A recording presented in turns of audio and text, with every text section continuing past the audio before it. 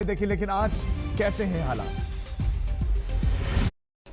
आंकड़ा कुछ इस तरह का है कि जहां पे आप देखिए रेल है और 70 रेल का इस पूरे राज्य में, क्योंकि फैसला लिया गया है कि ट्रेनों को जब तक इस तरह की हिंसा हो रही है तो ट्रेनों को रद्द किया गया है और उनका भी आंकड़ा 400 से ज्यादा हो गया है रद्द ट्रेनों का। बहरहाल आपको बता दें कि लगातार जिस तरह से कल जो हिंसा हुई उसमें जो कोचिंग सेंटर्स हैं उनकी भूमिका सवालों के घेरे में है और कई कोचिंग सेंटर्स पर एफआईआर दर्ज की गई है। आज बताया जा रहा है कि पुलिस और सख्त कार्रवाई कर सकती है क्योंकि व्हाट्सएप सीसीटीवी फुटेज हर स्टेशन पर होता है और मसौड़ी में भी हमने देखा जिस तरह से सीसीटीवी फुटेज डैमेज किया गया था। ये सब आप देखिए, तमाम जो टिकट कलेक्टर्स हैं वो इंतजार में हैं आगे जो डायरेक्शन दिया जाए। अमूमन ये लोग रेल में यात्रा कर रहे होते हैं पर आज यहाँ पे पिछले 4 दिन से जैसे कि थम सा गया है पटना और बिहार, वो स्थिति आपको यहाँ के बिलबोर्ड से जाहिर होगी। अभी पूरा कैंसिल ट्रेन का एक ब्लैक बोर्ड नजर आ रहा था और तमाम टिकट कर्मी रेलवे कर्मी जो है वो इंतजार में है कि आगे क्या जानकारी मिलेगी। कई लोग ने बोला कि आप देखिए कि यहाँ पे सब लोग एक्शन मोड में नजर नहीं आ रहे हैं क्योंकि ट्रेनों की जो स्थिति है वो अस्त व्यस्त है। पैसेंजर्स इसमें कोई शक नहीं कि पैसेंजर्स परेशान। को ये नहीं कहा गया कि आप जबरदस्ती 4 साल के लिए फौज के अंदर आएंगे। आप स्वेच्छा से आइए। आप अगर अच्छा काम करते हैं तो आप में से 25% को फौज रिटेन करेगी, दोबारा आपका टेस्ट लेकर आपको आगे बढ़ने का मौका देगी परमानेंसी के लिए। फिर भी अगर सेना में भर्ती का सपना लिए नौजवान अविश्वास के आक्रोश में सड़क पर आते हैं, ग्वालियर में आंसू गैस के गोले छोड़ने पड़ते हैं, कुछ तो वजह होगी। सरकार का तर्क और युवाओं की चिंता को समझ लीजिए। गृह मंत्रालय भरोसा देता है कि अर्धसैनिक बलों की भर्ती में 4 साल बाद इन अग्निवीरों को प्राथमिकता देंगे। हकीकत ये कि अर्धसैनिक बलों में ही 21 मई 2020 तक 1,11,093 पद खाली रहे। फिर युवा कैसे भरोसा करें, जहां पहले ही पद नहीं भरे वहां अब भर लेंगे।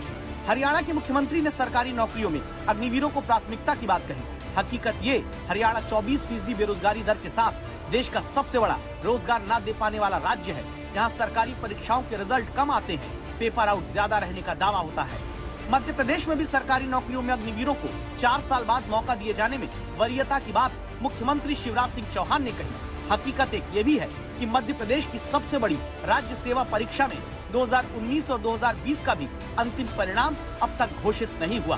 केंद्र सरकार के दूसरे विभाग भरोसा देते हैं कि 4 साल बाद अग्निवीरों को अपने यहाँ नौकरी देने में प्राथमिकता दे देंगे, लेकिन इस हकीकत को कैसे नकार सकते हैं कि मार्च 2020 तक के आंकड़ों के मुताबिक केंद्रीय विभागों में ही 8 लाख से ज्यादा पद खाली पड़े हैं, जिनमें 90% पद ग्रुप सी स्तर के ही हैं, जिन्हें अब 1.5 साल के भीतर भरने का ऐलान किया गया है। सारा फेरबदल कर दिया। 4 साल के लिए एक नए सैनिक को ले रहे हैं, उसके बाद उसको भी रिटायर कर रहे हैं।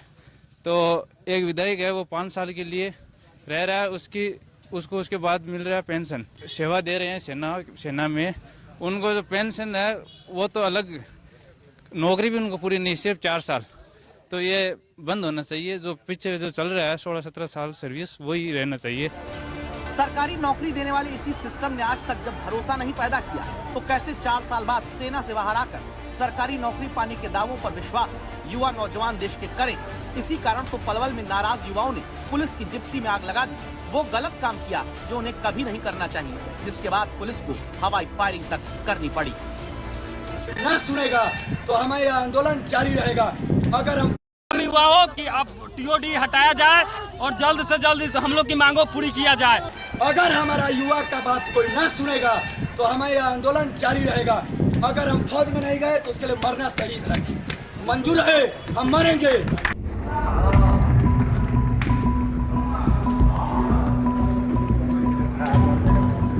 सोलिया ट्रेन में आग लग गया है।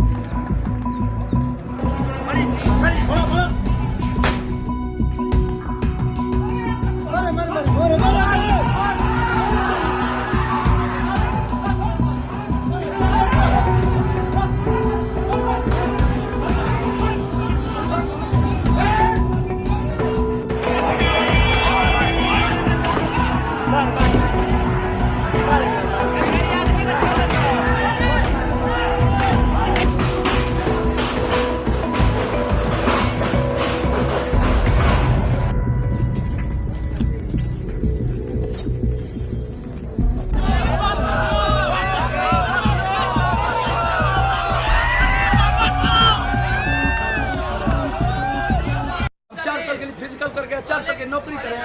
21,000 सैलरी पे आप ही जॉब कराते हैं। आपका 2 लाख रुपया सैलरी मिल रहा है, 3 लाख रुपया एगो मंत्री को, उनका पेंशन कटिए, उनका पैसा कटिए। जिस देश का सेना सुरक्षित नहीं है, जिस देश का युवा सुरक्षित नहीं, वो देश क्या भाड़ में जाएगा? ये लोग तो ऑलरेडी पहले के सब क्या हुए ऊपर। इनको क्या पता कि मेहनत क्या होता है? मेहनत देखना है तो सुबह गांव के फील्ड में जाइए, वहाँ समझ में आएगा कि युवा कैसे मेहनत करता है। एगो मिडिल क्लास के माँ बाप कितने उम्मीद लेके एक बच्चे को पढ़ा के फौज में कितना मेहनत से भेजते हैं, अपना खून पसीने का कमाई लगा के वो लोग फौज में भेजने का सपना देखते हैं। और इन लोग का जो मर्जी वो कानून बना देगा। देश किसी के बाप का नहीं है। जितना अधिकार इन मोदी का है, जोगी का जिसका भी है, उससे अधिकार बामे है। और हम इस देश के हैं। अगर हमारा युवा का बात कोई ना सुनेगा तो हमारा आंदोलन जारी रहेगा। अगर हम फौज में नहीं गए तो उसके लिए मरना शहीद है।